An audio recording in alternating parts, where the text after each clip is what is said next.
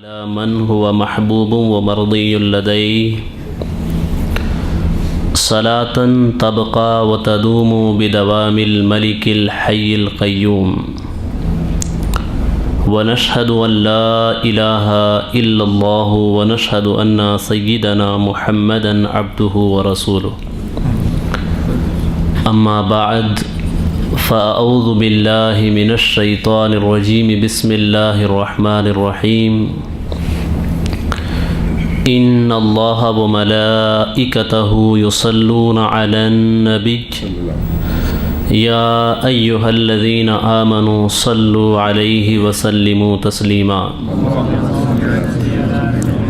اللهم صل على سيدنا شفيعنا نبينا حبيبنا ومولانا محمد بارك وسلم صلوا عليه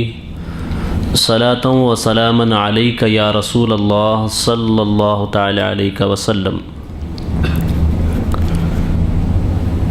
میرے پیارے آقا صلی اللہ تعالی علیہ وسلم کے پیارے دیوانوں، گزشتہ دن درس میں ہم نے صلح حدیبیہ پہ مکمل گفتگو کی تھی، جس میں ہم نے ان تمام باتوں کی طرف اشارہ کیا جن کا ذکر حدیبیہ کے صلح نامے میں ہوا تھا، جو اس میں لکھے گئے تھے، اور اس کے بعد کے واقعات بھی ہم نے بیان کیے کہ کس طریقے سے کفار قریش نے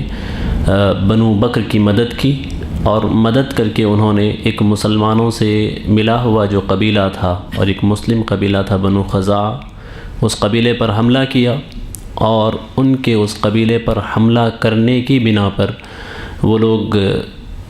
سرکار صلی اللہ علیہ وسلم کی بارگاہ میں مدد کے لیے اور مدد مانگنے کے لیے تشریف لائے، اور عمرو بن سالم خزائی انہوں نے آ کر کے سرکار صلی اللہ علیہ وسلم کی بارگاہ میں مدد طلب کی، تو اللہ کے رسول صلی اللہ علیہ وسلم نے فرمایا کہ میں ضرور تمہاری مدد کروں گا۔ اور ایک روایت میں یہ آیا ہے کہ وہاں اللہ کے رسول صلی اللہ علیہ وسلم نے وہ جو ان کے فریاد رس آئے تھے، انہوں نے آ کر کے سرکار کی بارگاہ میں اپنا درد بیان کیا کہ یا رسول اللہ انہوں نے ہمیں اس طرح قتل کیا۔ ایک پورا لمبا قصیدہ ہے جو اس وقت ایک شاعر نے کہا تھا، انہوں نے آ کر کے کہا تو اللہ کے رسول صلی اللہ تعالیٰ علیہ وسلم نے ان کے جواب میں فرمایا کہ اگر میں تمہاری مدد نہیں کروں گا تو پروردگار میری مدد نہیں کرے گا، تو پھر سرکار نے ان کی مدد کا ارادہ فرمایا۔ انشاءاللہ العظیم آج اس سے آگے کے حالات ہم آج کے درس میں سماعت کریں گے۔ اللہ تعالیٰ کی بارگاہ میں دعا ہے کہ پروردگار عالم ہمیں حق کے یعنی اور ہم سب کو حق سن کر اس پر عمل کرنے کی توفیق عطا فرمائے۔ میرے پیارے آقا صلاۃ التسلیم کے پیارے دیوانوں، جب یہ بات کفار قریش کو پتہ چلی، کفار قریش میں بھی کچھ ایسے لوگ تھے جو چاہتے تھے کہ اس صلح نامے کو برقرار رکھا جائے، اور پھر کفاری میں سے کچھ لوگوں نے اس قبیلے کی مدد کی تھی۔ کچھ سنجیدہ لوگوں کو اس بات کا پتہ چلا کہ ہمارے لوگوں نے جو ہم نے معاہدہ کیا تھا، جو صلح کی تھی، اس کو کفار نے اور قریش کے کچھ قبیلے اور سرداروں نے مل کر کے اسے توڑا ہے، تو انہیں فکر لاحق ہوئی کہ کہیں ایسا نہ ہو کہ اللہ کے رسول صلی اللہ تعالی وسلم اس معاہدے کو توڑنے کے بدلے میں وہ مکہ پہ حملہ کریں۔ تو سرکار صلی اللہ علیہ وسلم کے اس خوف کے تحت ابو سفیان جو بھی اسلام قبول نہیں کیے تھے، انہوں نے بھی اسلام قبول نہیں کیا تھا، اور پھر اسلام قبول حالت کفر ہی میں وہ باقی تھے، وہ مکہ سے نکل کر کے مدینہ شریف کی طرف آتے ہیں، مکہ شریف سے نکل کر مدینہ کی طرف آتے ہیں تاکہ آ کر کے اللہ کے رسول صلی اللہ علیہ وسلم سے کچھ باتیں کریں۔ اب پھر جب وہ راستے میں آتے ہیں تو راستے میں ان کی ملاقات ان سے ہوتی ہے جو اللہ کے رسول صلی اللہ علیہ وسلم کی بارگاہ میں شکایت لے کر کے گئے تھے کہ ہمیں انہوں نے اس طرح قتل کیا ہے۔ اب وہ جا کر کے بیان کر کے واپس لوٹ رہے، ادھر سے ابو سفیان آتے ہیں، راستے میں ملاقات ہوتی ہے، پوچھتے ہیں کہ آپ کہاں گئے تھے، تو وہ اس بات کو چھپا لیتے ہیں کہ انہوں نے اللہ کے رسول سے کوئی بات کہی ہے، اس کی پردہ پوشی کر لیتے ہیں۔ اس کے بعد پھر ابو سفیان مدینہ شریف داخل ہوتے ہیں۔ مدینہ شریف میں جانے کے بعد ابو سفیان اللہ کے رسول صلی اللہ علیہ وسلم کی بارگاہ میں حاضر ہونے کے لیے جاتے ہیں۔ اللہ کے رسول صلی اللہ علیہ وسلم کی بارگاہ میں حاضر ہونے کے لیے جانے سے پہلے ابو سفیان کی ایک صاحبزادی جو تھی وہ سرکار صلی اللہ علیہ وسلم کے نکاح میں تھی، ٹھیک ہے، ام المومنین میں سے تھی۔ جب ابو سفیان اپنی بچی کے یہاں اپنی بیٹی کے گھر میں جاتے ہیں اور پھر جا کر کے اس بستر پر بیٹھنے کا ارادہ کرتے ہیں جس پہ حضور صلی اللہ علیہ وسلم آرام فرمایا کرتے تھے، تو ان کی صاحبزادی فوراً بڑھتی ہیں، آگے بڑھ کر کے اس بستر کو وہاں سے کھینچ لیتی ہیں اور اپنے والد کو وہاں پہ بیٹھنے نہیں دیتی، اپنے والد کو وہاں پہ بیٹھنے نہیں دیتی ہیں۔ وہ پوچھتے ہیں کہ بیٹی کیا معاملہ ہے، کیا تم اس بستر کو میری شان کے لائق نہیں سمجھتی یا پھر مجھے اس لائق نہیں سمجھتی کہ اس بستر پہ بیٹھوں؟ تو ان کی صاحبزادی کہتی ہیں یہ میرے حضور کا بستر ہے، اس پہ مصطفیٰ جان رحمت طیب و طاہر وہ آرام فرماتے ہیں، میں اس بات کو گوارا نہیں کرتی کہ ایک ایسا شخص جو کفر کی گندگیوں سے آلودہ ہو وہ میرے رسول کے، میرے حضور کے بستر پہ بیٹھے، اس وجہ سے میں تمہیں اس پہ بیٹھنے نہیں دیتی۔ تب یہ ساری چیزیں ابو سفیان دیکھتے ہیں تو انہیں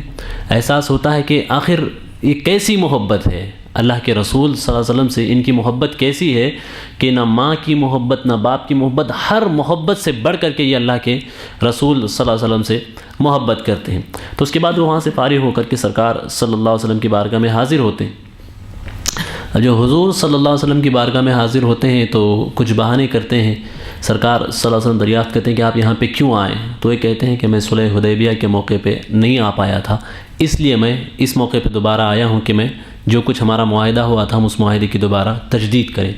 اللہ کے رسول صلی اللہ علیہ وسلم جانتے ہیں کہ ابو سفیان کے آنے کا یہ مقصد نہیں ہے۔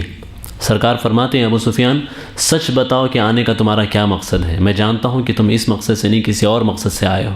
تم کسی اور مقصد سے آئے ہو۔ اب اللہ کے رسول صلی اللہ تعالی وسلم کو جب وہ بات نہیں بتاتے تو پھر وہاں سے نکل کر کے وہ چلے آتے۔ ان کا معاملہ یہ تھا کہ یہ گئے اس لیے تھے کہ جو کچھ کفار کے قبائل نے مسلمانوں کے قبائل پہ حملہ کر کے نقصان کیا تھا اس کے حوالے سے جو حالات کشیدہ ہوئے تھے، تو یہ چاہتے تھے کہ یہ تھوڑے سے حالات ابھی دب جائیں اور یہ کشیدگی زیادہ برقرار نہ رہے۔ تب اللہ کے رسول صلی اللہ علیہ وسلم انہیں فرماتے ہیں کہ ابو سفیان جن لوگوں کے ساتھ ظلم ہوا ہے، جن لوگوں کی جانیں گئی ہیں اور ان لوگوں کو اس حالت میں قتل کیا گیا جب وہ اپنے رب کی بارگاہ میں سربہ سجود تھے، جب وہ عبادت کر رہے تھے، اور پھر یہ جو قتل و غارت گیری کفار کے قبائل نے کی تھی یہ حدود حرم میں انہوں نے کی تھی، یہ حدود حرم میں انہوں نے کی تھی۔ تو سرکار فرماتے کہ ان تمام چیزوں کا کیا؟ تو ابو سفیان سے کچھ جواب نہیں بنتا ہے، واپس چلے جاتے۔ اب صدیق اکبر رضی اللہ تعالیٰ کے پاس جاتے ہیں، پھر صدیق اکبر کو منانے کی کوشش کرتے ہیں کہ کوئی ایسی سبیل نکالیں، کوئی ایسا طریقہ نکالیں کہ اللہ کے رسول صلی اللہ علیہ وسلم کو منایا جائے اور سرکار صلی اللہ علیہ وسلم کو راضی کیا جائے۔ تو صدیق اکبر فرماتے ہیں جواری رسول اللہ صلی اللہ تعالیٰ علیہ وسلم، کہتے ہیں میری رائے اللہ کے رسول کی رائے کے تحت ہے، حضور کا جو فرمان ہے وہی میرا فرمان۔ عمر فاروق کے پاس آتے ہیں، ان سے پوچھتے ہیں، حضرت عمر بھی کہتے ہیں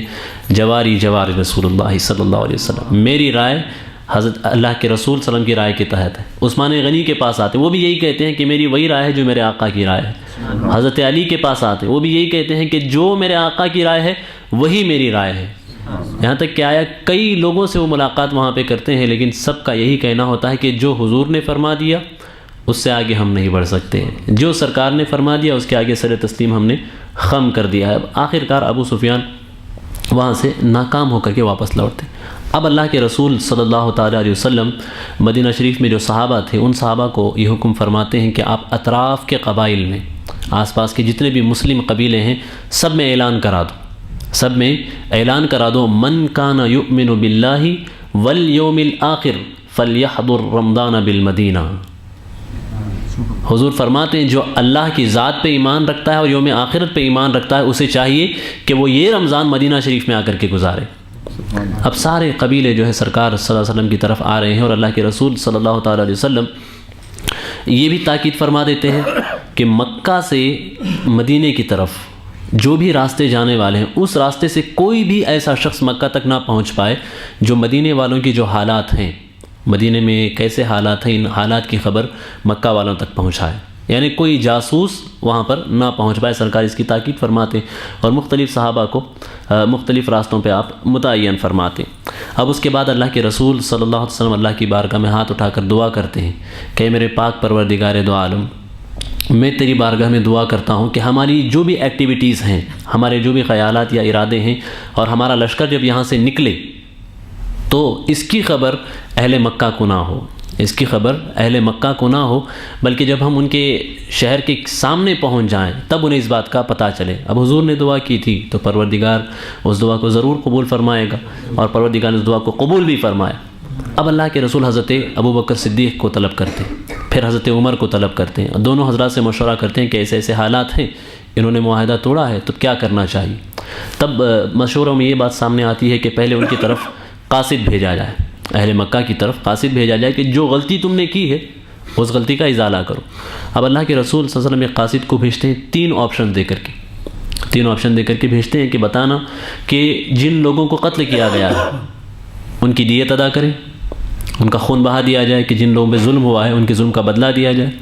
اور پھر یا اگر یہ نہیں کر سکتے تو دوسرا کام یہ کرو کہ جس قبیلے نے مسلمان قبیلے پہ حملہ کیا ہے اس سے اپنی دوستی توڑ لو، چونکہ انہوں نے صلح کی خلاف ورزی کی ہے۔ اور اگر ان دونوں باتوں کو نہیں مان سکتے تو یوں سمجھو کہ جو صلح حدیبیہ کا ہم نے معاہدہ کیا تھا اس معاہدے کی کوئی حیثیت ابھی باقی نہیں رہ جاتی، وہ معاہدہ خود بخود ختم ہو جاتا ہے۔ صلح کا جو معاہدہ کیا تھا وہ معاہدہ خود بخود ختم ہو جاتا۔ اب مسلمان قاصد جا کر کے بیان کرتے ہیں تو کفار جو ہوتے ہیں وہ پہلے دو رائے کے حوالے سے کہتے ہیں کہ ہم ان دو باتوں کو ماننے کے لیے تیار نہیں ہیں، صلح حدیبیہ جو ہے ہم اس کو باطل کرتے ہیں۔ ٹھیک، یہ دراصل اس لیے مجھے یہاں پہ اب بتانا ضروری سمجھ رہا ہوں میں کہ بعض مستشرقین نے، کچھ اورینٹلسٹ جو ہیں ان لوگوں نے یہ کوشش کی ہے کہ انہوں نے یہ ثابت کرنے کی کوشش کی ہے کہ صلح حدیبیہ جو تھی، حدیبیہ کی جو صلح تھی اسے اللہ کے رسول صلی اللہ علیہ وسلم نے توڑا ہے، معاذ اللہ رب العالمین۔ یہ ان کی غلط رائے ہے اور ان کی غلط تاریخ دانی کا نتیجہ ہے۔ جتنے بھی مورخین نے اس واقعے کو لکھا ہے ان میں سے بیشتر حضرات نے اس بات کی تاکید فرمائی ہے اور اس بات کا ذکر فرمایا ہے کہ اللہ کے رسول نے قاصد روانہ کیا تھا اور اہل مکہ کے سامنے کچھ تجاویز رکھی تھی، لیکن انہوں نے ان تجاویز کو قبول نہیں کیا، اور پھر آخری بات پہ انہوں نے کہا کہ اہل مکہ جو ہے صلح حدیبیہ جو تھی اسے ہم کل عدم قرار دیتے ہیں، اسے ہم توڑ دیتے ہیں۔ ٹھیک، اب یہاں مشورہ جب کرتے ہیں تو حضرت عمر مشورہ دیتے ہیں، حضرت عمر مشورہ دیتے ہیں کہ یا رسول اللہ صلی اللہ تعالیٰ علیہ وسلم، یہ اہل مکہ ایسے ہیں کہ انہوں نے پہلے تو آپ کو ستایا، آپ کو تکلیف پہنچائی، آپ پہ طرح طرح کے مظالم ڈھائے، اب اس کے بعد پھر آپ کو وہاں سے نکال دیا، مکہ شریف سے مجبوراً آپ کو وہاں سے ہجرت کر کے مدینہ شریف کی طرف آنا پڑا، اور مسلمانوں کو انہوں نے اپنے گھروں سے نکالا۔ ان ساری چیزوں کو سامنے رکھ کر کے اگر ہم دیکھتے ہیں تو ہمیں یہی بات سمجھ میں آتی ہے کہ اب ہمیں مکہ پہ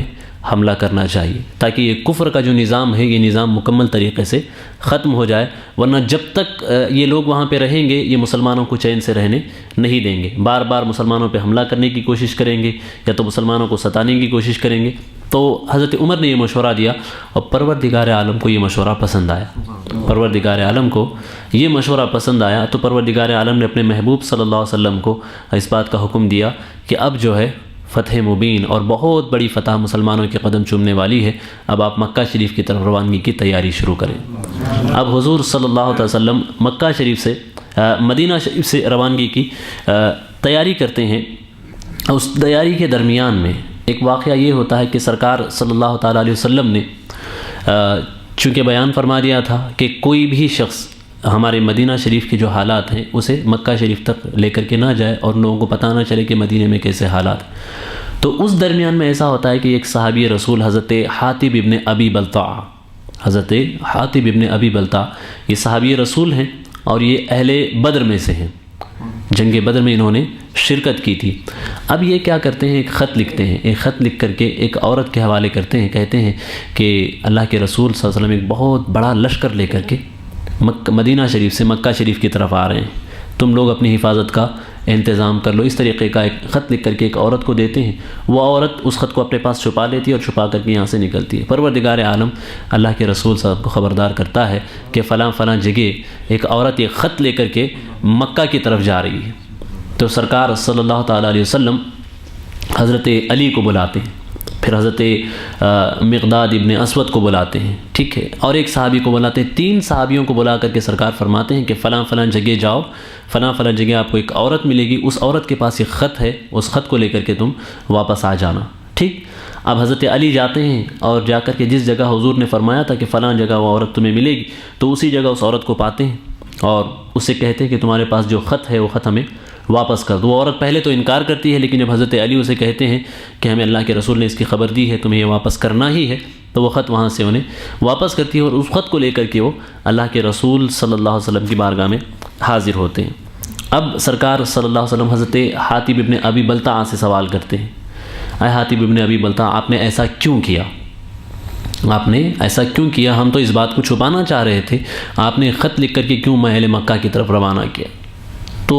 حضرت حاتب کہتے ہیں کہ یا رسول اللہ صلی اللہ علیہ وسلم، آپ جانتے ہیں کہ میں آپ سے محبت کرتا ہوں، میرا پروردگار بھی جانتا ہے کہ میں آپ سے محبت کرتا ہوں، اور میرے ایمان میں آپ کی ذات پر اور اللہ آپ کے پروردگار کی ذات پر میرے ایمان میں کوئی کمی نہیں ہے، بلکہ میں مکمل مضبوطی کے ساتھ آپ کی ذات پہ ایمان رکھتا ہوں۔ بات دراصل یہ ہے کہ مکہ میں میرا کافی مال وغیرہ ہے اور میرے اہل و عیال میں سے بھی کچھ مکہ میں رہتے ہیں۔ میں نے یہ خط لکھ کر کے اہل مکہ کی طرف ایک احسان کرنا چاہا کہ اہل مکہ جب اس خط کو دیکھیں گے تو یہ سمجھیں گے کہ حاتب ابن بلتع نے ہم پہ احسان کیا ہے، لہذا وہ میرے مال و متاع اور میرے اہل و عیال میں سے جو لوگ رہ گئے ہیں انہیں کوئی نقصان نہیں پہنچائیں گے، اس ارادے سے میں نے یہ خط روانہ کیا۔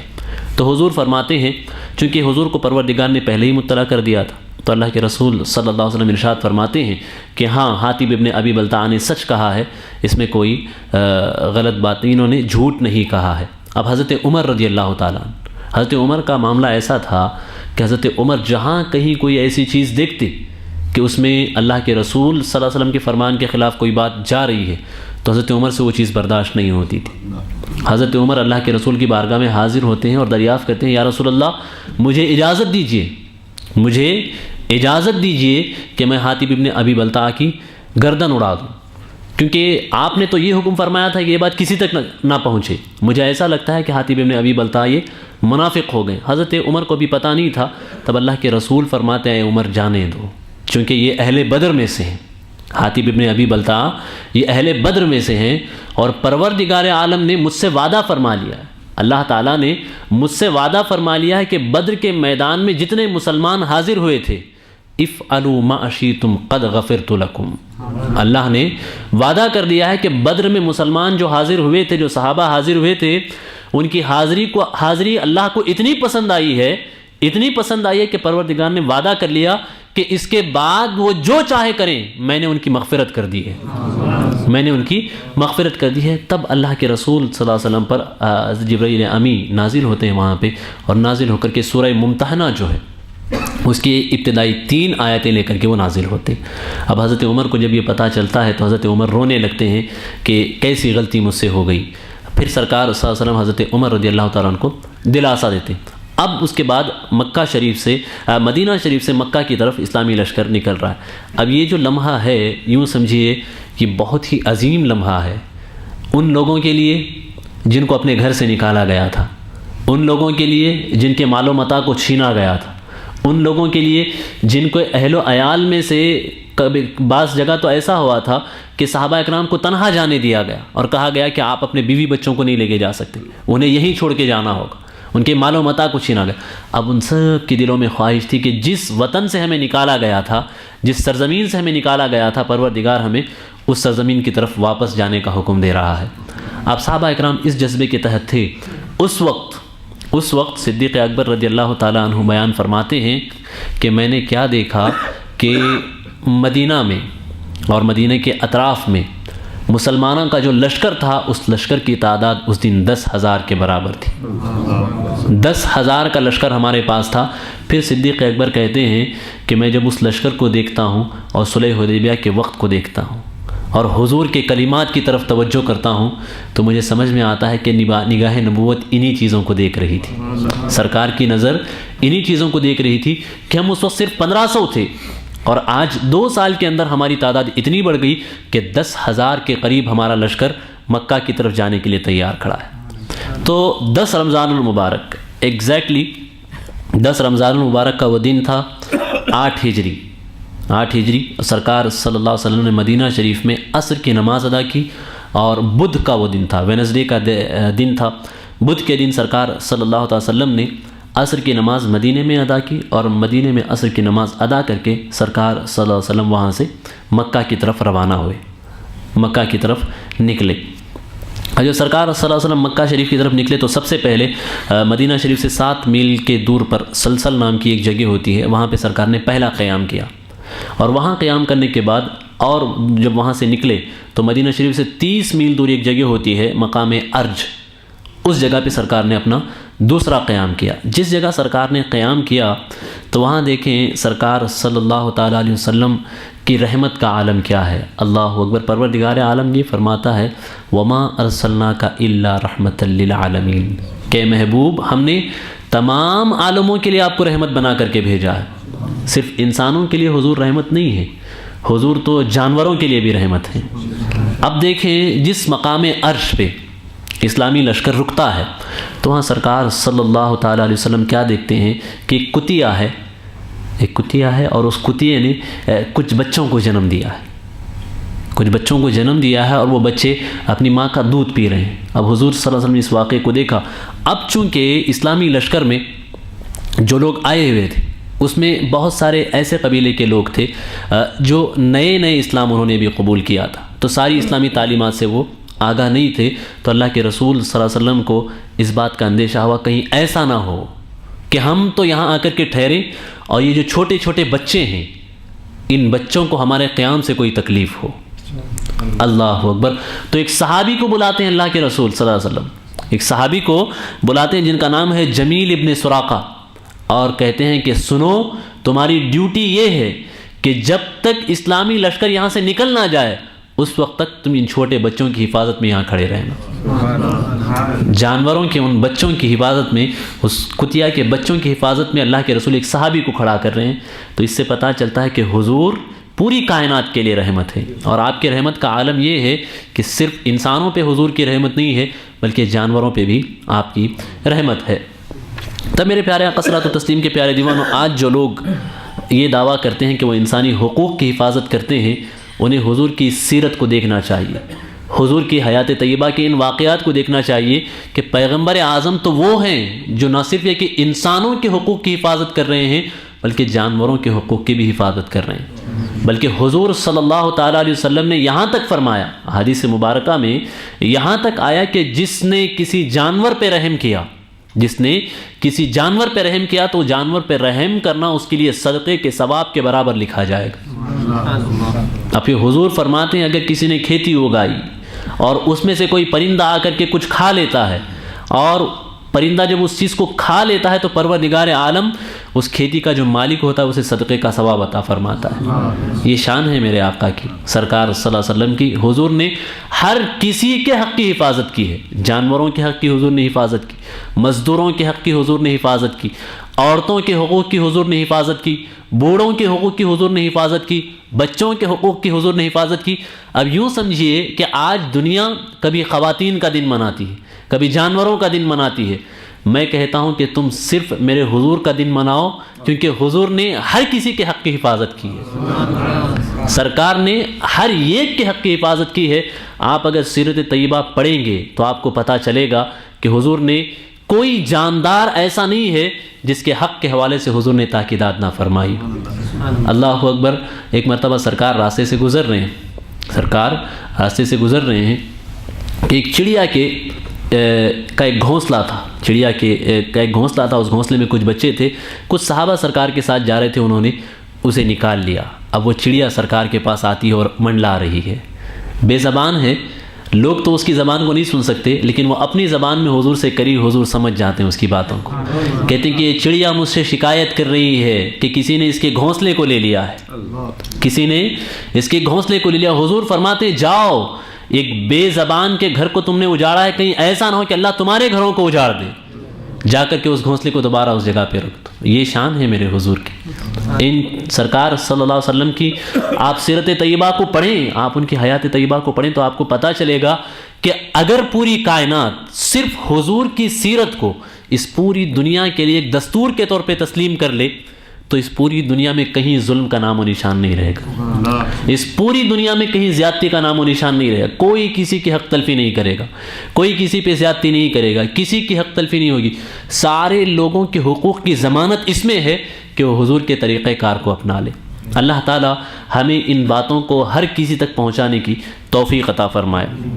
اب دیکھیں سرکار صلی اللہ علیہ وسلم وہاں سے آگے بڑھتے ہیں تو ادھر سے اللہ کے رسول صلی اللہ علیہ وسلم کے جو چچا تھے حضرت عباس ابن عبد المطلب، وہ اسلام قبول کر چکے تھے. وہ مکہ سے ہجرت کر کے مدینہ کی طرف آ رہے ہیں اور حضور یہاں سے مدینہ سے مکہ کی طرف جا رہے ہیں، مقام جحفہ پہ جب پہنچتے ہیں تو دونوں کی ملاقات ہوتی ہے، دونوں کی ملاقات ہوتی ہے۔ اب سرکار فرماتے ہیں کہ اے میرے چچا، آپ کو اب ہجرت کرنے کی ضرورت نہیں ہے، آپ جہاں ہیں وہیں جا کر کے رہیں۔ یہ بشارت تھی میرے حضور کی طرف سے کہ اب مکہ فتح ہونے والا ہے۔ جس شہر سے مسلمانوں کو نکالا گیا تھا، اب وہی شہر مسلمانوں کا استقبال کرنے والا ہے۔ یہ بشارت تھی سرکار کی طرف سے۔ اور پھر حضور فرماتے ہیں، یا اے میرے چچا، یہ ہجرت آپ کی آخری ہجرت ہے۔ فرماتے ہیں جس طرح پروردگار عالم نے مجھے آخری نبی بنا کر کے مبعوث کیا، اسی طریقے سے آپ کی یہ ہجرت آخری ہجرت ہے، آپ کی ہجرت کے بعد کوئی ہجرت نہیں ہوگی۔ یعنی اب مسلمانوں کو اپنا وطن چھوڑنے کی ضرورت نہیں ہے، بلکہ اب اللہ تبارک و تعالیٰ نے ان کے صبر کا صلہ انہیں یہ عطا فرمایا ہے کہ اب مسلمان پوری دنیا کی قیادت کریں گے، مسلمان پوری دنیا پہ حکومت کریں گے اور مسلمان اقتدار میں آئیں گے۔ یہ بشارت تھی۔ جب حضرت عباس رضی اللہ تعالیٰ عنہ کو سرکار یہ باتیں بیان فرماتے ہیں، اور اس کے بعد سرکار صلی اللہ علیہ وسلم وہاں پہ تھوڑا سا آگے بڑھتے ہیں، اور آگے بڑھ کر کے بہت شدید گرمی تھی، سرکار روزے سے تھے، صلی اللہ علیہ وسلم روزے سے تھے، اور روایتوں میں آیا ہے کہ گرمی ایسی تھی کہ سرکار صلی اللہ علیہ وسلم پانی لیتے تھے، اور پانی کے ذریعے سے پانی کی کچھ چھینٹیں لے کر کے سرکار کبھی اپنے سر مبارک پہ ڈالتے تھے، کبھی اپنے چہرے مبارک پہ ڈالا کرتے تھے۔ بڑی شدید گرمی تھی۔ پھر سرکار صلی اللہ علیہ وسلم وہاں پہ لوگوں کو حکم دیتے ہیں کہ لوگوں تم روزہ افطار کرو، تم روزہ افطار کرو۔ اب دیکھیں یہاں پہ یہ مخصوص حکم تھا۔ قرآن مجید تو یہ فرماتا ہے نا کہ بھئی آپ کے لیے روزہ افطار کرنے کا حکم اس وقت ہے جب سورج غروب ہو جائے، جب سورج غروب ہو جائے تب آپ کو افطار کرنا، لیکن حضور عصر کے بعد فرماتے ہیں کہ تم اب روزہ افطار کرو، تم اب روزہ افطار کرو، اور سرکار خود افطار فرماتے۔ اور پھر جو لوگ سرکار کے ساتھ تھے ان کو یہ حکم دیتے ہیں کہ تمہارا روزہ اب غروب آفتاب تک نہیں ہے، بلکہ اب تمہیں افطار کرنا ہے، اور صحابہ افطار بھی کرتے ہیں۔ اب سنیے یہاں پہ اس سے پتہ چلتا ہے کہ جتنے بھی احکام ہیں اس میں میرے آقا کو اختیار دیا گیا ہے۔ حضور جتنی لمٹ مقرر کر دیں وہی عبادت ہے، حضور جو کہہ دیں وہی عبادت ہے، یہ سرکار کا اختیار ہے۔ ونعوذ باللہ من ذالک، جو لوگ یہ لکھتے ہیں اپنی کتابوں میں جس کا نام محمد یا علی ہے وہ کسی چیز کا مالک و مختار نہیں ہو سکتا، وہ یہاں پہ کیا کہیں گے؟ وہ یہاں کیا کہیں گے؟ حضور جسے چاہیں جب روزہ افطار کرنے کا حکم، بلکہ سونا حرام فرمایا نا اللہ تعالیٰ نے مردوں پہ، لیکن حضور فرماتے ہیں سراقہ، قیصر جب کسرا جب فتح ہوگا، ایران جب فتح ہوگا تو ایران کا بادشاہ جو سنہرے کنگن پہنتا تھا وہ سنہرے کنگن تم اپنے ہاتھوں میں پہنو گے۔ ان کے لیے جائز قرار دیا حضور نے۔ یہ میرے آقا کا اختیار ہے۔ حضرت حذیفہ کے حوالے سے فرماتے ہیں، اے حذیفہ اوروں کی گواہی ایک ہوتی ہے، لیکن اگر تم تنہا گواہی دے دو تو تمہاری گواہی 2 گواہیوں کے برابر ہے۔ یہ میرے آقا کا اختیار۔ تو اس سے پتہ چلتا ہے کہ جتنے بھی احکامات ہیں، جتنی بھی عبادتیں ہیں، وہ حضور جیسے فرمائیں ویسے ہوتی ہیں، ہے نا۔ نماز جیسے حضور نے پڑھنے کا فرمایا ویسے پڑھو تو نماز ہے۔ نماز یوں سمجھ لیجئے کہ ان کی اداؤں کا نام ہے، حضور کی اداؤں کا نام ہے، حضور کے طریقے کا نام ہے۔ بہرکیف اب کچھ لوگ ایسے ہوتے ہیں جو یہ کہتے ہیں کہ بھئی ہم افطار نہیں کریں گے۔ 2 لوگ ایسے ہوتے ہیں جنہوں نے افطار نہیں کیا، تو حضور فرماتے ہیں اولئک العصاۃ، یہی وہ لوگ ہیں جو نافرمان ہیں، یہی لوگ ہیں جو نافرمان۔ جب ان کو اس بات کا پتہ چلتا ہے کہ حضور نے یہ فرمایا کہ ہم نافرمان ہیں تو ان کی حالت خراب ہو جاتی ہے۔ اب ان کے لیے یوں سمجھ لیجئے پوری کائنات میں انہیں سر چھپانے کی کوئی جگہ ان کو میسر نہیں آ رہی ہے، وہ بے چین ہو جاتے ہیں، حضور کی بارگاہ میں حاضر ہوتے ہیں، یا رسول اللہ غلطی ہو گئی، سرکار معاف فرما دیں۔ حضور فرماتے ہیں کہ میں شریعت نافذ کرنے کے لیے آیا ہوں، میں جو بتاؤں وہ شریعت ہے، لہٰذا میں جب افطار کروں گا تب تمہیں افطار کرنا ہے، میں جب کہوں گا کہ روزہ رکھنا ہے تب تمہیں روزہ رکھنا ہے۔ اگر تم میری پیروی کرو گے تو تمہاری نماز بھی مقبول، تمہارے روزے بھی مقبول، اور اگر میری پیروی نہیں کرو گی تو نہ تمہاری نماز مقبول ہے، نہ تمہارے روزے مقبول ہے، نہ تمہاری یہ عبادتیں قبول کی جائیں۔ اب اللہ کے رسول صلی اللہ علیہ وسلم کا یہ فرمانا تھا کہ ان پہ غم کے بادل اور چھا جاتے۔ وہ کہتے ہیں یا رسول اللہ اگر آپ ہمیں معاف نہیں کریں گے، ہماری اس غلطی کو معاف نہیں فرمائیں گے، تو ہم بیچ صحرا میں جا کر کے شدت کی دھوپ میں کھڑے ہو جائیں گے، یہاں تک کہ سورج کی گرمی سے ہمارا قصہ تمام ہو جائے۔ اتنا کہنا تھا، حضور کہتے ہیں کہ نہیں، جاؤ میں نے تمہیں معاف کیا، آئندہ ان باتوں کا خیال رکھنا۔ اس کے بعد پھر سرکار وہاں سے آگے بڑھتے ہیں۔ اب پھر سرکار مرج الزہران نام کی ایک جگہ ہے، وہاں جا کر کے سرکار صلی اللہ علیہ وسلم قیام فرماتے ہیں، پڑاؤ کرتے ہیں۔ صدیق اکبر رضی اللہ عنہ وہاں پہ ایک خواب دیکھتے ہیں، وہ خواب یہ دیکھتے ہیں کہ مکہ شریف میں آپ نے کیا دیکھا کہ مکہ شریف سے ایک جانور نکلا، اور جانور نکلنے کے بعد وہ مکہ کے باہر آتا ہے، اور مکہ کے باہر آ کر کے وہ جانور پیٹھ کے بل بیٹھ جاتا ہے۔ جیسے وہ پیٹھ کے بل بیٹھتا ہے تو اس جانور سے اس کا دودھ بہہ کر کے نکل کر کے بہنا شروع ہوتا ہے۔ یہ خواب صدیق اکبر دیکھتے ہیں، اور دیکھ کر کے وہ سرکار صلی اللہ علیہ وسلم کے پاس آ کر کے اس خواب کے حوالے سے بیان کرتے ہیں۔ تو اللہ کے رسول فرماتے ہیں ابوبکر یہ خواب ایسا ہے کہ مکہ کے جو کفار ہیں، مکہ کے جو کفار ہیں اور مکہ میں جو کفر ہے وہ کفر اب نکل جائے گا، مکہ میں جو کفر ہے وہ کفر نکل جائے گا، اور مکہ کے جو کفار ہیں وہ ہمیں آ کر کے دودھ کا واسطہ دیں گے، یعنی ہماری رشتہ داری جو ہے اس رشتہ داری کا واسطہ دیں گے کہ آپ معاف کر دیں۔ اور سرکار نے اس خواب کی تعبیر بیان فرمائی۔ اب یہاں پہ یہ ہوتا ہے کہ ابو سفیان، یہ دیکھیں 10,000 کا لشکر جا رہا ہے، ٹھیک ہے، 10,000 کا لشکر اس دور میں یوں سمجھیے کہ یہ بہت بڑا لشکر مانا جاتا تھا۔ عربوں کے لشکر کے حساب سے اگر کسی کے پاس 10,000 کا لشکر ہو تو یہ سمجھا جاتا کہ یہ بہت بڑا لشکر ہے۔ اب 10,000 کا پورا لشکر یہاں سے جا رہا ہے، لیکن مکہ کے قریب تک یہ پہنچ گئے، کسی کو کانوں کان خبر نہیں، کسی کو پتہ نہیں چلا۔ کیوں؟ چونکہ حضور نے دعا فرمائی تھی نا کہ میرے پروردگار کسی کو خبر نہیں پہنچنی چاہیے، کسی کو خبر نہ پہنچے۔ تو وہاں پہ ایک جگہ ہوتی ہے عراق، اس جگہ پہ ابو سفیان اور بدیل ابن ورقہ اور حکیم ابن حزم، یہ 3 لوگ وہاں پہ آ کر کے رکے ہوئے ہوتے ہیں، جو سرکار کے پڑاؤ سے کافی بہت ہی کم فاصلے پر ہے۔ اب اللہ کے رسول صلی اللہ علیہ وسلم اس رات تمام لوگوں کو حکم دیتے ہیں، جتنے بھی قبیلے کے لوگ تھے سب لوگوں کو حکم دیتے ہیں کہ ہر کوئی اپنی اپنی شمع روشن کرے، اپنے اپنے خیمے کے آگے آگ جلائیں۔ اور اس خیمے میں جب سب لوگ آگ جلاتے ہیں خیمے کے آس پاس میں، تو وہ جتنا علاقہ ہوتا ہے پورا کا پورا علاقہ روشن ہو جاتا ہے۔ ادھر ابو سفیان ہے اور حکیم ابن حزام ہے اور پھر بدیل ابن ورقہ، یہ تینوں حضرات دیکھ رہے ہیں کہ اتنی زیادہ روشنیاں یہاں سے آ رہی، اتنی بڑی آگ یہاں پہ روشن ہے، لیکن انہیں اس بات کی خبر نہیں ہوتی ہے، اس بات کا انہیں پتہ نہیں چلتا ہے کہ یہ اسلامی لشکر ہے۔ حضور نے فرمایا تھا نا، حضور نے دعا فرمائی تھی، دیکھنے کے بعد بھی انہیں یہ بات سمجھ میں نہیں آتی ہے، ورنہ جو عرب قبائل کے لوگ تھے اور عرب کے جو سردار ہوتے تھے ان کی نظر اتنی تیز ہوتی تھی کہ وہ صرف گھوڑے کے نشان دیکھ کر کے کہتے تھے کہ یہاں سے کون سا قافلہ گزرا ہے، یہاں سے کون سا قبیلہ گزرا ہے، یہ گھوڑے کس قبیلے کے ہیں، سمجھ رہے ہیں آپ؟ اور پھر راستوں کو دیکھ کر کے بتا دیتے کہ فلاں فلاں قبیلہ ہے۔ لیکن یہ تینوں اس وقت کے بڑے سردار دیکھ رہے ہیں، شمع روشن ہے، اتنا بڑا لشکر وہاں پہ قیام پذیر ہے، لیکن انہیں اس بات کا اندیشہ نہیں ہوتا کہ یہ مسلمانوں کا لشکر ہے۔ یہ آپس میں جب گفتگو کرتے ہیں تو کوئی یہ کہتے ہیں لگتا ہے کہ بنو خزاعہ کا کوئی لشکر ہے، بنو خزاعہ کے کچھ لوگ ہیں یا کوئی اور قبیلہ ہے، اس طرح کی باتیں ان میں ہوتی ہیں۔ اب یہاں پہ دیکھیں بعض روایتوں میں ابن عقبہ ایک سیرت نگار ہیں، انہوں نے یہ لکھا ہے کہ مسلمانوں کو اللہ کے رسول صلی اللہ علیہ وسلم نے روانہ کیا کہ وہ ابو سفیان کو گرفتار کر کے لائیں، وہ ابو سفیان کو گرفتار کر کے لے آئے۔ اور پھر اسحاق بن راہویہ نے انہوں نے اپنی سیرت میں لکھا ہے کہ اللہ کے رسول صلی اللہ علیہ وسلم نے انہیں گرفتار کرنے کا حکم نہیں دیا تھا، بلکہ حضرت عباس جب آئے تھے، حضرت عباس جب سرکار کی بارگاہ میں آئے تھے تو حضرت عباس نے اللہ کے رسول صلی اللہ علیہ وسلم کی بارگاہ میں یہ عریضہ پیش کیا کہ یا رسول اللہ میں یہ کوشش کرنا چاہتا ہوں کہ اہل مکہ کو جو ہے اسلام قبول کرنے پہ آمادہ کرنے کی کوشش کروں۔ اور پھر یہ اجازت لے کر کے وہ وہاں سے گئے تو عراق کے موقع پہ ان تینوں کی جو گفتگو تھی وہ حضرت عباس ابن عبد المطلب کو پتہ چلی، تو انہوں نے ان تینوں کو اپنے ساتھ لے کر کے یہ اللہ کے رسول صلی اللہ علیہ وسلم کی بارگاہ میں حاضر ہوئے، ان تینوں لوگوں کو لے کر۔ اب یہاں پہ دیکھیں بہرکیف جیسا بھی ہوا کہ ابو سفیان کو مسلمانوں کا جو لشکر جہاں پہ ٹھہرا ہوا تھا وہاں پہ ابو سفیان کو لایا جاتا ہے، ابو سفیان وہاں پہ حاضر ہوتے ہیں۔ اب یہ ابو سفیان جانتے ہیں کون ہیں؟ یہ وہ ابو سفیان ہیں جنہوں نے اللہ کے رسول صلی اللہ علیہ وسلم کو اتنی تکلیف اسلام لانے سے پہلے انہوں نے دی، اتنی تکلیف انہوں نے دی کہ احد کے میدان میں جنگ احد جب ہوئی اس وقت انہوں نے کفار کی قیادت کی تھی،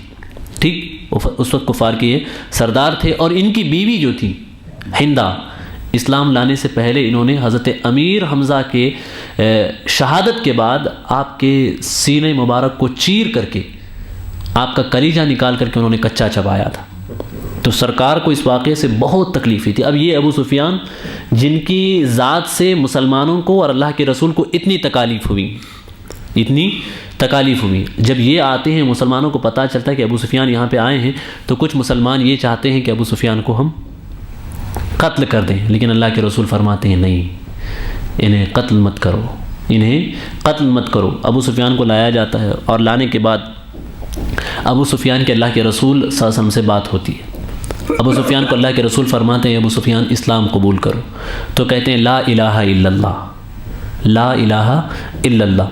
اب جو محمد الرسول اللہ جو ہوتا ہے وہ ادا نہیں کرتے, صرف لا الہ الا اللہ کہتے ہیں. تو سرکار فرماتے ہیں لا الہ الا اللہ کہنے سے کام نہیں چلے گا, جب تک تم میری رسالت کو تسلیم نہیں کرو اس وقت تک تمہیں توحید کوئی فائدہ نہیں دے سکتی. لا الہ الا اللہ کہنے کا مطلب یہ ہوا کہ وہ اللہ کے سوا کسی کو معبود نہیں تسلیم کرتے. ٹھیک ہے, اللہ کو ایک مان لیا, لیکن حضور فرماتے ہیں تم اللہ کو ایک مان لو, لیکن اللہ کو ایک ماننا اس وقت تک تمہیں فائدہ نہیں دے سکتا جب تک تم میری رسالت کو نہ تسلیم کر لو. اب ابو سفیان کہتے ہیں کہ مجھے تھوڑا سا ٹائم چاہیے, تھوڑا سا وقت چاہیے. ایک رات ابو سفیان غور کرتے ہیں, دیکھتے ہیں. اب جس رات میں ابو سفیان غور کرتے ہیں اس دن ایسے حالات ہوتے ہیں کہ فجر کی نماز کا ٹائم ہوتا ہے, اللہ کے رسول صلی اللہ تعالی وسلم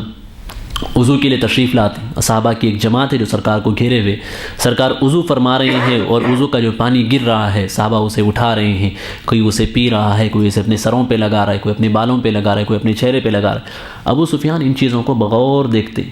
اور دیکھنے کے بعد ابو سفیان کہتے ہیں کہ آج تک کسی بادشاہ یا کسی سردار کا ایسا ادب میں نے کسی قوم میں نہیں دیکھا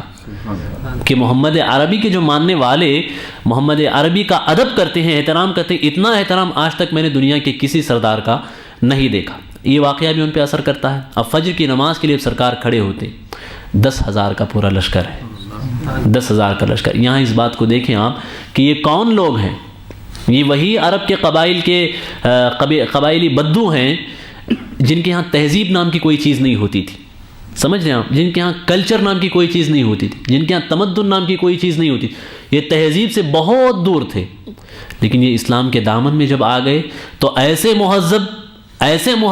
مہذب ہو گئے کہ بڑے بڑے تہذیب داں اور بڑے بڑے مہذب لوگ ان کی تہذیب پہ قربان ہو جائیں. اب ابو سفیان دیکھتے ہیں, ابو سفیان بڑے سردار, قریش کے بہت بڑے سردار تھے, اور ابو سفیان کی طبیعت ایسی تھی اسلام لانے سے پہلے کہ وہ نام و نمود کو بہت پسند کرتے تھے, دکھاوے کو بہت پسند کرتے تھے, اور پھر ان کا رکھ رکھاؤ جو ہے ایک ہائی سٹیٹس ان کا ہوتا تھا, اس حساب سے وہ رہنے کی کوشش کرتے تھے. اب ابو سفیان کیا دیکھتے ہیں کہ اللہ کے رسول نے اللہ اکبر کہا, اور یہ 10,000 کا جو لشکر ہے وہ کہتا ہے اللہ اکبر. حضور رکوع میں جاتے ہیں, ابو سفیان کو پتہ نہیں ہے کہ یہ کیا ہو رہا ہے, انہیں خبر نہیں ہے کہ بھئی یہ کیا ہو رہا ہے, لیکن حضور رکوع میں جاتے ہیں تو دیکھا جتنا لشکر تھا پورا رکوع میں جا رہا ہے. حضور سجدے میں جاتے ہیں, پورا کا پورا لشکر حضور کی اقتداء میں سجدے میں جا رہا ہے. اب اس نظام کو جب ابو سفیان دیکھتے ہیں تو کہتے ہیں کہ بھئی یہ کیا ہے آخر, جیسی حرکت محمد عربی کرتے ہیں ویسی یہ پورے کے پورے لوگ ان کے پیچھے اسی طریقے سے ان کی حرکتوں کی اتباع کر رہے ہیں, پیروی کر رہے ہیں. حضرت عباس سے جب پوچھتے ہیں تو حضرت عباس ان کو جواب دیتے ہیں ابو سفیان یہ ہماری عبادت کا طریقہ ہے, یہ ہماری عبادت کا طریقہ ہے, اور ہم نے دن میں 5 مرتبہ ایسے کرتے ہیں. تو اسلام کی عبادت کا یہ جو نظام تھا, بعض لوگ فرماتے ہیں اس نظام نے ابو سفیان کے دماغ پہ ایسا اثر کیا کہ ابو سفیان نے کہا کہ بھئی یہ قوم جتنی ٹائم ٹیبل کی پابند ہے, یہ قوم جتنی نظام کی پابند ہے, اتنی پابند دنیا کی کوئی قوم نہیں ہو سکتی. لیکن میرے پیارے آقا صلاۃ التسلیم کے پیارے دیوانوں, آج جس طرح ہم اپنے نظام کو فراموش کر چکے ہیں اتنا شاید کسی قوم نے فراموش کیا. وہ اپنے دنیاوی معاملات میں اور دوسرے معاملات میں وقت کی پابندی, نظام کی پابندی جو اسلام نے ہمیں دی تھی, ہم نے اسے فراموش کر دیا. اللہ ہمیں توفیق عطا فرمائے, اور ہر مسلمان کو اللہ یہ توفیق عطا فرمائے. پھر دوسرے دن ابو سفیان حاضر ہوتے ہیں, حاضر ہو کر کے وہی ابو سفیان جو مسلمانوں کے سب سے بڑے دشمن تھے, وہ اس دن حاضر ہو کر کے کہتے ہیں لا الہ الا اللہ محمد رسول اللہ صلی اللہ علیہ وسلم, اللہ کے علاوہ کوئی معبود نہیں اور محمد اللہ کے رسول ہیں. جب صحابہ دیکھتے ہیں اس چیز کو, صحابہ جب اس چیز کو دیکھتے ہیں تو صحابہ کہتے ہیں, اور اللہ کے رسول بھی فرماتے ہیں ھذا الذی قلتکم، صلح حدیبیہ میں نے یہی کہا تھا تم سے کہ یہ ساری چیزیں ہونے والی ہیں. یعنی جو اسلام سے دشمنی کرتے تھے وہ اسلام کے دامن میں آ رہے ہیں، وہ محمد عربی صلی اللہ علیہ وسلم کے قدموں پہ اپنی جان نچھاور کرنے کے لیے تیار. اب یہاں پہ یہ ہوتا ہے کہ ابو سفیان اللہ کے رسول صلی اللہ علیہ وسلم سے کچھ باتیں پوچھتے ہیں. اب آپ مکہ شریف میں داخل ہوں گے تو مکہ والوں کا کیا حال ہوگا، مکہ والوں کا کیا حال ہوگا. اب ذرا دیکھیں حضور کی رحمت کا عالم کیا ہے. یہ وہ ابو سفیان ہے جنہوں نے احد میں قیادت کی اور 70 صحابہ احد کی جنگ میں شہید ہوئے، جس میں سرکار کے چچا حضرت امیر حمزہ شہید ہوئے، اور ان کی جو بیوی تھی انہوں نے حضرت امیر حمزہ کی لاش کا مسئلہ انہوں نے کیا تھا، اس پوری لاش کو انہوں نے بگاڑا تھا. لیکن اللہ کے رسول صلی اللہ علیہ وسلم فرماتے ہیں ابو سفیان جب میں مکہ میں داخل ہوں گا اس وقت حال یہ ہے من دخل دار ابی سفیان فہو آمن، جو ابو سفیان کے گھر میں پناہ لے لے گا وہ امن پالے گا. اللہ اکبر. حضرت ابو سفیان کہتے ہیں کہ یا رسول اللہ میرا گھر تو کافی چھوٹا ہے. تو حضور فرماتے ہیں جو مسجد میں داخل ہو گیا وہ بھی امن پسند ہو گیا، اس نے بھی امان پالی. پھر کہتے ہیں مسجد میں بھی کچھ لوگ آئیں گے اور باقی لوگوں کا کیا ہوگا. حضور فرماتے ہیں جس نے اپنا دروازہ بند کر لیا فہو آمن، من اغلق بابہ فہو آمن، جس نے اپنا دروازہ بند کر لیا وہ بھی امان پا گیا. یہ سرکار صلی اللہ علیہ وسلم کی شان تھی. اب اللہ کے رسول صلی اللہ علیہ وسلم وہاں سے نکلنے کا حکم دیتے ہیں. لشکر مرج الزہران سے نکلتا ہے اور وہاں سے نکل کر کے یہ لشکر جو ہے مکہ شریف کی طرف جا رہا ہے. اب یہاں پہ دیکھیں یہ جو جنگ تھی نا فتح مکہ کی، فتح مکہ کا جو مارکا تھا، یہ مارکا اسلامی اور مسلمانوں کی جو طاقت تھی، ظاہری طاقت، اس طاقت کی اس میں ایسی نمائش ہوئی کہ شاید عرب لشکروں میں کبھی کوئی ایسا لشکر گزرا ہو، عربوں کے لشکروں میں کبھی کوئی ایسا لشکر گزرا. اب سرکار صلی اللہ علیہ وسلم نے لشکر کی ترتیب فرمائی اور حضرت عبداللہ ابن ابو عبیدہ ابن جراح آپ کو فرمایا کہ آپ مقدمۃ الجیش کو لے کر کے آگے جائیں، ٹھیک. اور حضرت خالد ابن ولید کو یہ فرمایا کہ آپ سیدھی جانب لشکر کا جو رائٹ ونگ ہوگا اس کی قیادت آپ کریں گے. اور پھر حضرت زبیر ابن عوام کو فرمایا لشکر کا جو لیفٹ ونگ ہوگا میسرہ اس کی قیادت آپ کریں گے. اور پھر سرکار صلی اللہ علیہ وسلم اس لشکر کے بیچوں بیچ سرکار خود تشریف رکھے. اسی ترتیب میں لشکر آگے بڑھتا ہے. اب یہاں پہ دیکھیں جب لشکر یہاں سے آگے بڑھتا ہے اور ابو سفیان اسلامی لشکر کے آنے سے پہلے مکہ چلے جاتے ہیں اور جا کر کے وہ لوگوں کو کہتے ہیں کہ دیکھو میں نے تم لوگوں کے لیے اللہ کے رسول صلی اللہ علیہ وسلم سے امان حاصل کی ہے، تم اسلام قبول کر لو، تمہیں کوئی تکلیف نہیں دے گا، تم سے کوئی تعارض نہیں کرے گا، تمہیں کوئی بھی چھیڑنے کی کوشش نہیں کرے گا، بس تمہارے لیے صرف اتنا ہے کہ تم اسلام قبول کر لو اور ہرگز مسلمانوں کے خلاف لڑنے کے لیے مت جانا. لیکن بہت سارے لوگ ایسے تھے جو ان کی اس بات کو تسلیم نہیں کرتے. یہاں تک کہ ہندا جو ان کی خود بیوی تھی وہ علل اعلان آ کر کے اعلان کرتی ہیں کہ اس شخص کی بات کو قبول مت کرو، یہ شخص جو اپنی قوم کو رسوا کرنے کے لیے آیا ہے، ان کی بات کو تسلیم نہیں کرنا. اس طرح کے اعلانات ان لوگوں نے کیے. اب یہاں پہ ابو سفیان جو ہے اسلامی لشکر جب مکہ کے قریب پہنچ رہا ہے تو ابو سفیان ہیں اور عباس رضی اللہ عنہ سرکار ان کے چاچا ہیں، وہ ایک وادی پہ چڑھتے ہیں، ایک پہاڑی پہ چڑھتے ہیں اور پہاڑی پہ کھڑے ہو کر کے دیکھتے ہیں کہ اسلامی لشکر کیسے آ رہا ہے. تو اسی جگہ سے ایک انصاری صحابی ہوتے ہیں جن کا نام ہے حضرت سعد بن عبادہ. وہ جب ابو سفیان کے پاس سے گزرتے ہیں تو ان کے ہاتھ میں جھنڈا ہوتا ہے، اور اس جنگ میں ایسا تھا کہ اللہ کے رسول صلی اللہ علیہ وسلم نے ہر قبیلے کو ایک جھنڈا دیا تھا، کئی جھنڈے تھے اسلامی لشکر میں اس وقت. اور یوں رہا اس وقت، یوں سمجھ لیجئے کہ ہر قبیلے کا جو سردار تھا وہ اپنا جھنڈا لے کر کے وہ آگے بڑھ رہے تھے، ہر قبیلہ اپنے جھنڈے کے ساتھ آگے بڑھ رہا تھا.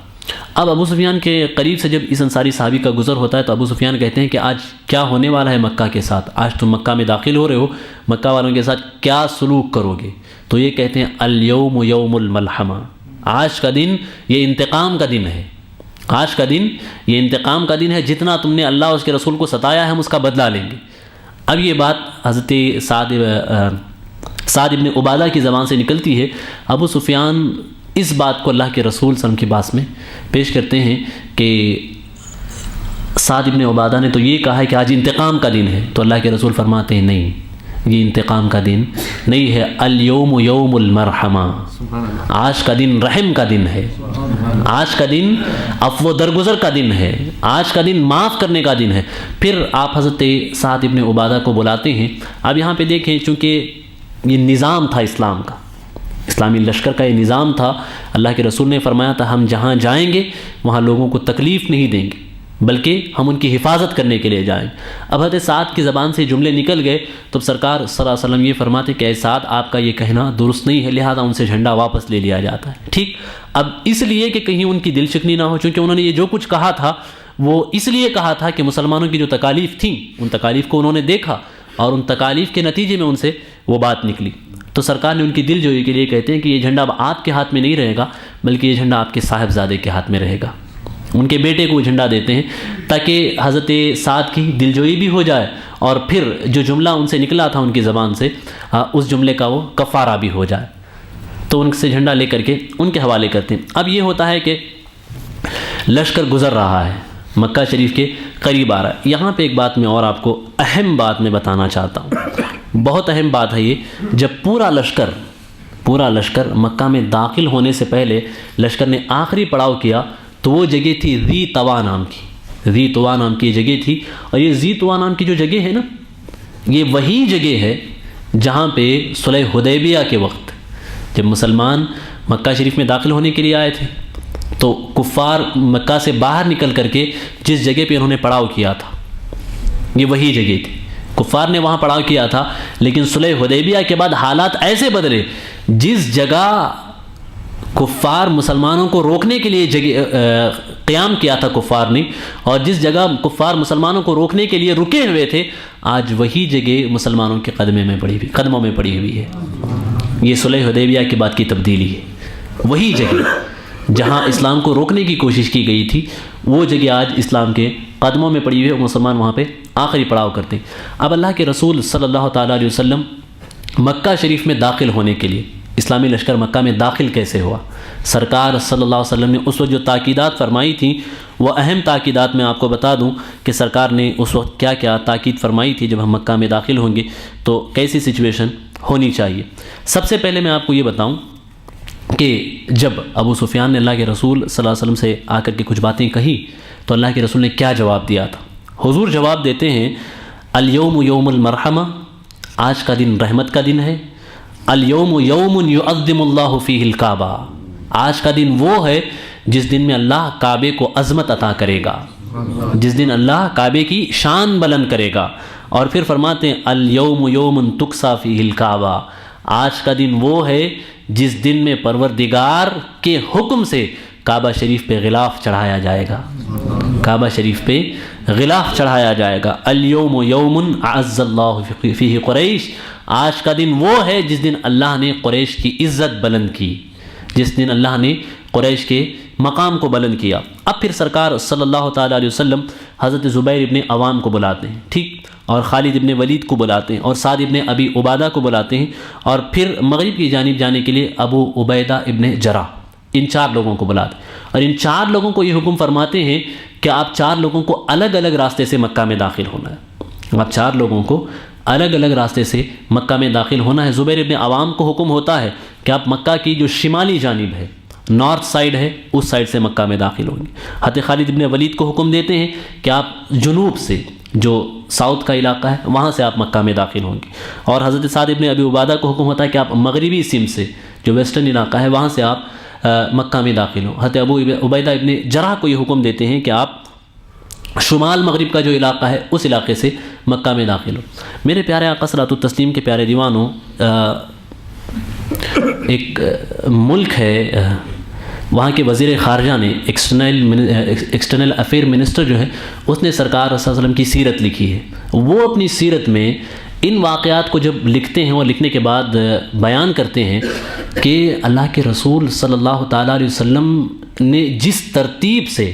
اپنے صحابہ کو مکہ میں داخل فرمایا، وہ فرماتے ہیں جنگی نقطہ نظر سے یہ ایسی اہمیت کی حامل بات تھی کہ جو وقت کا بہت بڑا کمانڈر ہو وہی ایسا کر سکتا ہے۔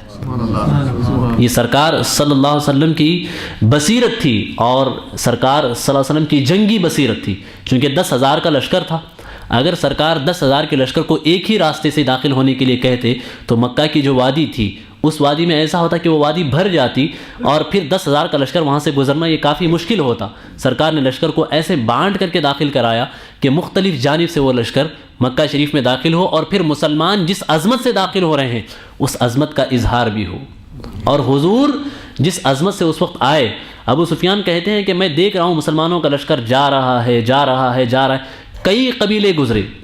حضرت عباس مجھ سے کہتے ہیں کہ یہ فلاں قبیلہ ہے، یہ فلاں قبیلہ ہے، یہ فلاں قبیلہ. میں انتظار کر رہا ہوں کہ اللہ کے رسول کب آئیں گے، میں اس بات کے انتظار میں ہوں اللہ کے رسول کب آئیں گے. اور ساتھ ہی ساتھ میرے دل میں یہ خیالات آ رہے ہیں کہاں 313 کی ایک جماعت تھی جسے ہم ختم کرنے کے لیے نکلے تھے، آج یہ ہزاروں کی جماعت میں ہمارے شہر میں داخل ہو رہے ہیں، ہزاروں کی تعداد میں مکہ میں داخل ہو رہے ہیں. اللہ نے ان کا مقام کیسے بلند کیا ہے، اللہ نے کیسے اسلام کو فتح عطا فرمائی، یہ ساری چیزوں کا میں مشاہدہ کر رہا تھا. پھر ابو سفیان کہتے ہیں کہ میں دیکھ رہا تھا. اس کے بعد القتیبۃ الخضراء ایک سبز پوش گروپ تھا جس کے جھرمٹ میں حضور تشریف لا رہے ہیں. اس میں سرکار صلی اللہ علیہ وسلم نے ان مہاجرین کو رکھا تھا جن مہاجرین نے ابتدائی اسلام سے لے کر آخر وقت تک سرکار کے ساتھ رہے. وہ مہاجرین کی جماعت تھی. پھر انصاری قبائل کے جو انصار میں سے بڑے بڑے صحابہ تھے ان صحابہ کو سرکار نے اپنے ساتھ رکھا. اور یہ سارے کے سارے صحابہ کے حوالے سے آتا ہے کہ اس دن انہوں نے سبز زرہ پہن رکھی تھی اور سبز کلر کے لباس انہوں نے پہن رکھے تھے اور ان کے جھرمٹ میں حضور اپنی اونٹنی پہ سوار تھے. اس اونٹنی کا نام تھا قصوہ. اور فرماتے ہیں کہ سرکار صلی اللہ علیہ وسلم کے سر مبارک پہ اس وقت ایک یمنی امامہ بندھا ہوا تھا اور سرکار صلی اللہ علیہ وسلم کا حال یہ تھا کہ اتنا بڑا لشکر گزر رہا ہے لیکن سرکار اپنی گردن جھکائے ہوئے، اپنا سر جھکائے ہوئے ہیں اور سر جھکا کر کے اپنے رب کی تعریف بیان کر رہے ہیں کہ میرے مالک و مولا، یہ جو کچھ قوت طاقت تو نے دی ہے یہ سب تیری ہے، میری کچھ نہیں، میری کوئی حیثیت نہیں. سرکار اپنی عاجزی کا اظہار کر رہے ہیں. یہ سرکار اپنی طرف سے اپنے الفاظ میں پروردگار کی بارگاہ میں عاجزی کا اظہار کر رہے ہیں کہ میرے مالک و مولا یہ جو کچھ بھی ہے یہ تیرا دیا ہوا. یہ تعلیم تھی امت کو، یہ امت کو تعلیم تھی کہ تم چاہے جتنے بھی طاقتور ہو جاؤ کبھی اپنی گردن بلند مت کرنا، کبھی تکبر سے اپنی گردن مت اکڑانا، بلکہ جب بھی تم رہنا تو ہمیشہ عاجزی اور اظہاری انکساری کا دامن اپنے ہاتھ میں تھام کر ہی زندگی گزارنا. یہ تعلیم تھی سرکار صلی اللہ علیہ وسلم کی. اب دیکھیں، اب سرکار اپنے جو سپہ سالار لوگ تھے، جو کمانڈرز تھے، انہیں یہ حکم فرماتے ہیں کہ یاد رکھو جب مکہ میں داخل ہو تو اس وقت کسی کے ہتھیار باہر نہیں ہونے چاہیے، تمہاری تلواریں اپنے نیاموں میں ہونی چاہیے. حضور فرماتے ہیں تمہاری تلواریں اپنے نیاموں میں ہونی چاہیے تاکہ اہل مکہ کو ایسا نہ لگے کہ ہم انہیں مارنے کے لیے آئے ہیں یا ہم انہیں حملہ کرنے کے لیے آئے ہیں. ہم انہیں حملہ کرنے کے لیے بلکہ ہم ان کا دل جیتنے کے لیے یہاں پہ آئے. تو اپنے ہتھیار کو تم باہر مت نکالنا. حضور یہ تعلیم فرما رہے ہیں اور حضور یہ تعلیم فرماتے ہیں کہ حملہ کرنے میں کوئی اپنی طرف سے پہل نہیں کرے گا، اور اگر کفار نے تم پہ حملہ کیا بھی تو صرف اپنا دفاع کرنا، صرف اپنا دفاع کرنا. اب آپ مجھے بتائیے کہ کوئی ایسا لشکر پوری تاریخ انسانی میں دنیا دکھا سکتی ہے کہ جسے ان کے ملک سے نکالا گیا ہو اور دوبارہ وہ اس جگہ داخل ہوئے ہوں تو انہوں نے رحمت کا ایسا نظام قائم کیا ہو. اللہ اکبر. تاریخ شاہد ہے کہ دن 4 جانب سے مسلمان لشکر داخل ہوا تھا، ان میں سے 3 جانب سے جو مسلمان لشکر داخل ہوا ان کو ہتھیار نکالنے کی ضرورت بھی نہیں پیش آئی. ایسے آج تک دنیا میں شاید کوئی شہر فتح نہیں ہوا ہے. ان تینوں سپہ کمانڈر، اسلامی کمانڈر جو تھے، وہ کہتے ہیں کہ ہم نے اپنی تلواریں اپنی نیاموں سے نہیں نکالی بلکہ ہم اپنی زبان کے ذریعے سے لوگوں کو کہا کہ ہم تمہارے پاس جنگ کرنے کے لیے نہیں آئے ہیں، تمہیں دین اسلام دینے کے لیے آئے ہیں، تمہیں جنت کا راستہ دکھانے کے لیے آئے ہیں، تمہیں اسلام میں داخل کرنے کے لیے آئے ہیں. البتہ خالد بن ولید جس راستے سے داخل ہوئے وہاں کچھ لوگوں نے، کچھ کفار نے آ کر کے آپ کا مقابلہ کرنے کی کوشش کی. تو حضرت خالد کہتے ہیں کہ میں نے بھی تلوار وہاں سے نہیں نکالی، میں نے بھی پہلے تلوار نہیں نکالی، میری تلوار نیام میں تھی. میں نے ان لوگوں کو سمجھانے کی کوشش کی، دیکھو اللہ نے آج ہمیں اتنی طاقت دی ہے، تم ہمارا مقابلہ نہیں کر سکتے، خواہ مخواہ تم لڑنے کی کوشش مت کرو، بس اسلام قبول کر لو. لیکن ان لوگوں نے نہیں مانا. تو پھر یہ ہوا کہ کفار نے بڑھ کر کے مسلمانوں پہ حملہ کیا تو انہوں نے اپنا دفاع کیا، انہوں نے اپنا دفاع کیا. اس میں 12 یا 14 لوگ، 2 مسلمان شہید ہوئے اور 12 کافر اس میں قتل ہوئے. ٹھیک. اب آپ مجھے بتائیے وہ شہر جس شہر میں 13 سال تک اللہ کے رسول کو اور مسلمانوں کو ستایا گیا، ان کی جائیدادیں چھینی گئی،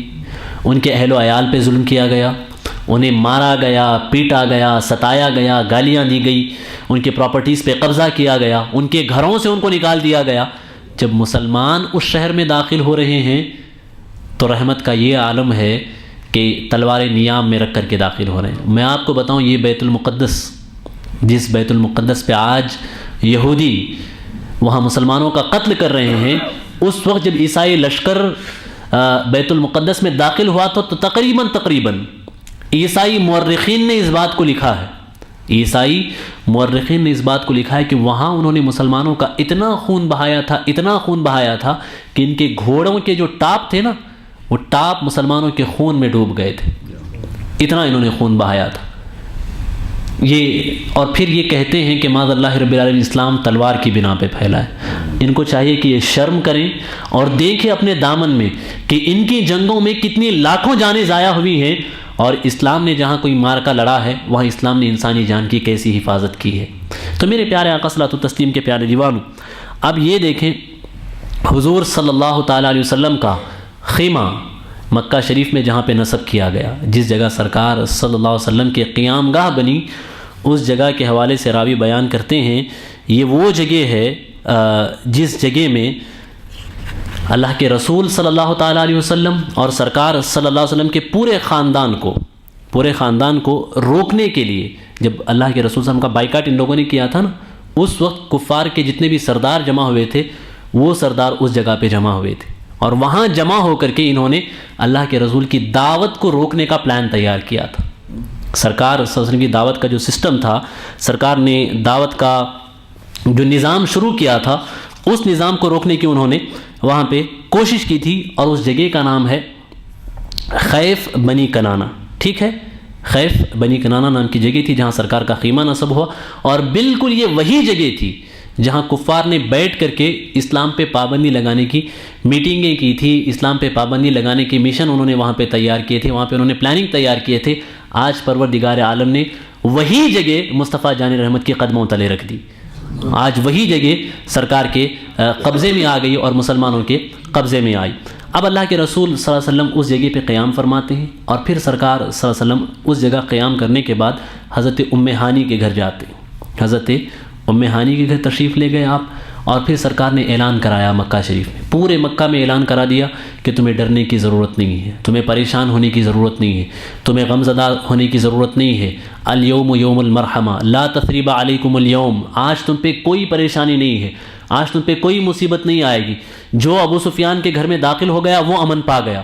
جس نے مسجد میں داخلہ لے لیا وہ امن پا گیا، جس نے اپنا دروازہ بند کر لیا اس نے امن پا لیا۔ سرکار یہ اعلان کراتے جا رہے ہیں۔ ٹھیک، اب سرکار ام ہانی کے یہاں جاتے ہیں، اور پھر ام ہانی سرکار کی بارگاہ میں حاضر ہوتی ہیں۔ یہ حضرت علی کی ہمشیرہ تھی،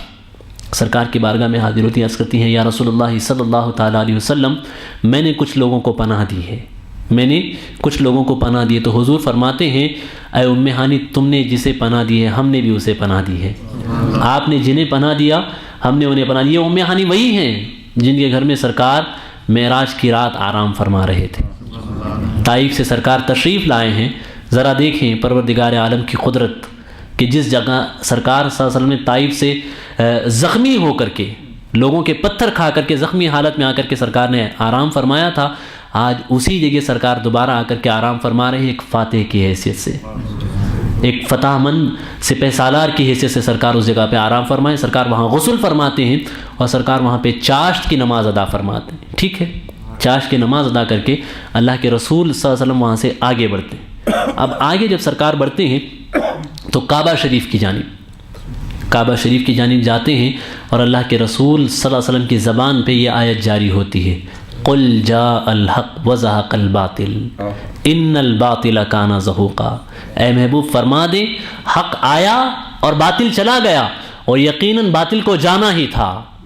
اب جس وقت سرکار کعبہ شریف کے قریب جاتے ہیں اس وقت حال یہ تھا کہ کعبہ میں 360 بتیں کعبہ پہ رکھے ہوئے تھے، اور کچھ بتوں کو کعبہ پہ لٹکایا گیا۔ حضور کے ہاتھ میں ایک چھڑی تھی، راوی بیان کرتے جابر کہتے ہیں کہ فتح مکہ میں 1 منٹ بھی ایسا نہیں گزرا جہاں میں حضور سے الگ ہوا ہوں،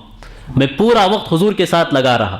حضور جہاں جاتے تھے میں حضور کے ساتھ جایا کرتا. یہ ارشاد فرماتے ہیں سرکار کے ہاتھ میں ایک چھڑی تھی. میں کیا دیکھتا ہوں کہ حضرت سرکار صلی اللہ تعالی وسلم یہ آیت پڑھتے ہیں اور بتوں کی طرف اشارہ کرتے ہیں. جس بت کی طرف اشارہ کرتے ہیں وہ بت اوندے منہ گر جاتا ہے. سرکار اس بت کی طرف اشارہ کرتے ہیں, بت گرتے جا رہے ہیں, گرتے جا رہے ہیں, گرتے جا رہے ہیں, اور سرکار کعبہ کی جانب بڑھتے جا رہے ہیں. اور پھر جو سب سے بڑا بت وہاں پہ رکھا ہوا تھا اس بت کی جانب سرکار کا گزر ہوتا. سرکار اس بت کی آنکھوں سے اس لکڑی کے ذریعے سے اس بت کی آنکھوں پہ کچوکا لگاتے, ہلکی سی ایک ضرب لگاتے, اور پھر صحابہ کو حکم فرماتے ہیں کہ اسے گرایا جائے. اللہ اکبر. میرے پیارے آقا صلاۃ التسلیم کے پیارے دیوانوں, آج میرے خیال سے یہاں تک کے واقعات رہنے دیں. اس کے بعد پھر سرکار کعبہ میں جب داخل ہوئے, کعبہ شریف کے اندر داخل ہوئے, اور پھر کعبہ شریف میں سرکار صلی اللہ علیہ وسلم نے کیسے سرکار نے کعبہ شریف کو پاک کیا, صاف کیا, اور اس کے بعد